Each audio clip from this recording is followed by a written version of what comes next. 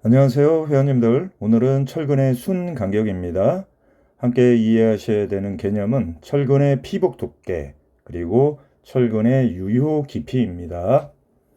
네, 철근의 순 간격 정의고요. 철근을 배근했을 때 철근 표면 간의 최단 거리가 바로 철근의 순 간격이다.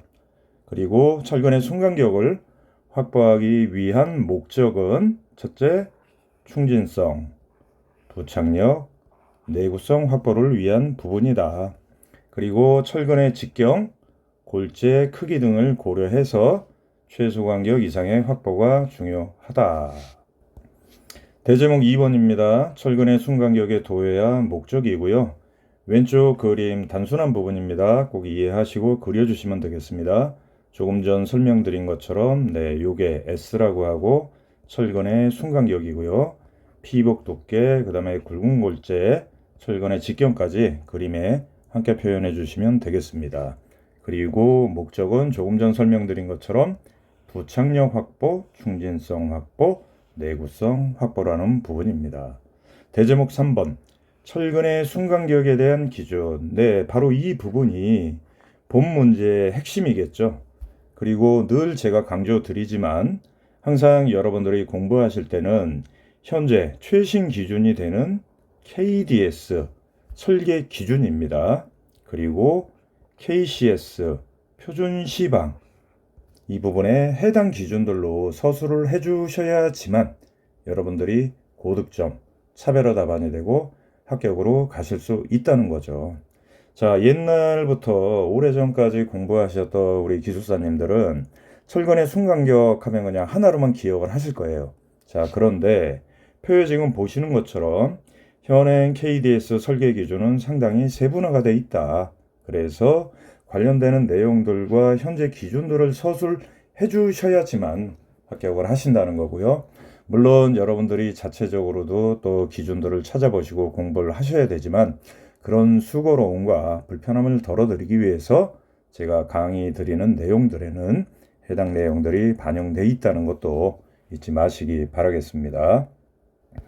그래서 현재 기준은 수평 순간격, 그 다음에 상하 철근의 순간격, 축방향 철근의 순간격해서 나선형 띠철근처럼 압축 부재에 대해서 세분화가 돼 있다.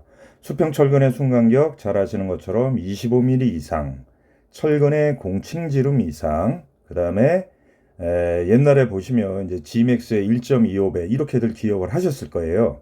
근데 지금 기준은 굵은 골재 최대 치수 이상 기억을 해주시고요.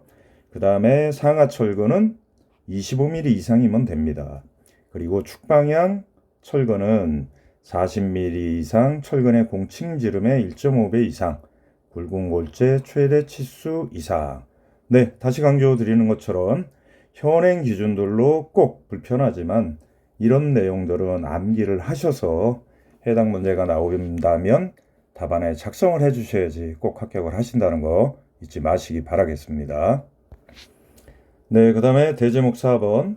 자, 실제 우리는 시공기술사기 때문에 기준들만 외우는 것보다 자, 이런 기준에 의해서 우리가 실제 시공할 때 결과물이 나오게 하기 위해선 설계할 때, 시공할 때 우리가 유의해야 되는 사항이 무엇인지 바로 또한 이 부분이 핵심이 되는 거겠습니다. 그래서 철근의 순간격 확보하기 위한 방안은 뭐냐? 첫째는 모두 지난 강의에도 강조드렸지만 철근을 공장 가공으로 진행하다 보니 철근의 가공도 작성이 중요합니다. 주요 부재부, 정착부 등에 대한 부분 검토를 해서 순간격이 확보되도록 철근을 배치해야 된다는 거죠. 그리고 겹침이음은 순간격 확보에 불리하죠. 그리고 요새는 또 보면 비용적인 측면들은 겹침이음과 기계식 이음이 또 상황에 따라 틀려집니다. 그래서 기계식 이음으로 순간격 쪽에서는 확보하는 게 유리하다. 그 다음에 중요한 부분이 스페이서, 결속선 철저히 해서 실제 콘크리트가 타설될 때 타설되고 나서도 비파괴 검사를 하면 다 나옵니다. 철근의 간격이 유지되도록 해야 된다는 내용. 그 다음에 마지막으로 콘크리트 타설할 때 콘크리트의 수밀성, 내구성 확보를 위해서 바이브레타 사용이 상당히 중요하죠. 하지만 철근에 직접 바이브레타를 대서 결속선이 터진다거나 철근이 훼손되면 안 된다는 거, 이 부분들이 또한 핵심이라는 거 기억을 좀 해주시기 바라겠습니다. 네, 다시 한번 오늘 공부한 내용 간단하게 좀 정리를 드리면 상당히 철근 쪽에서 중요한 개념, 철근의 순 간격이고요. 관련되는 개념은 철근의 피복 두께, 그리고 철근의 유효 깊이. 1번 정의, 철근을 배근했을 때 철근 표면 간의 최단 거리를 우리는 순간격이라고 한다. 그리고 순간격을 확보하기 위한 목적은 콘크리트의 충전성, 부착력, 내구성 확보를 위해 중요한 부분이다. 그리고 철근의 직경, 골재 크기들을 고려해서 최소 간격 이상의 확보가 중요하다. 대제목 2번 순간격에 대한 도의 목적은 계획에 나와 있는 것처럼 다시 한번 좀 강조를 드린 거고요.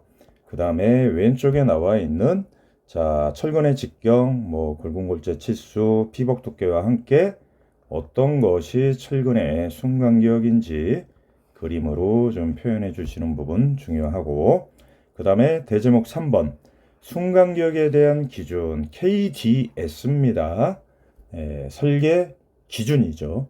KCS는 표준 시방 해서 관련 규격에 나와 있는 현재 기준들을 서술을 해 주셔야 된다. 그래서 옛날에 공부했던 개념과 지금 현재 기준은 달리 상당히 세분화가 돼 있다. 수평 순간격, 상하 철근의 순간격, 축방향 철근의 순간격 해서 25mm 공칭지름 이상, 그리고 옛날에 굵은 골재 치수 1.25배가 아니라 굵은 골재 치수 이상, 상하 철근은 25mm, 축방향 철근은 40mm 이상, 철근의 공칭지름 1.5배 이상 해서 해당되는 표와 내용들을 우리가 꼭 암기해서 작성을 하셔야 된다는 내용 중요합니다.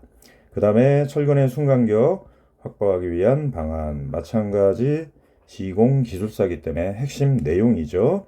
그래서 철근 공장 가공을 진행하며 가공도를 그려서 주요 부재에 대한 이런 내용들을 검토를 해야 된다. 그리고 순간격적인 측면에선 겹침 이음보다 기계적 이음으로 변경을 해서 철근의 순간격을 추가로 좀 확보를 하자. 스페이서, 결속선, 시공 철저히 해서 철근 간격을 유지를 하자. 그리고 콘크리트 타설할 때 철근의 훼손이 없도록 유의해서 시공을 하자는 내용이었습니다. 오늘도 감사드리고요. 여러분들의 합격을 기원합니다. 감사합니다.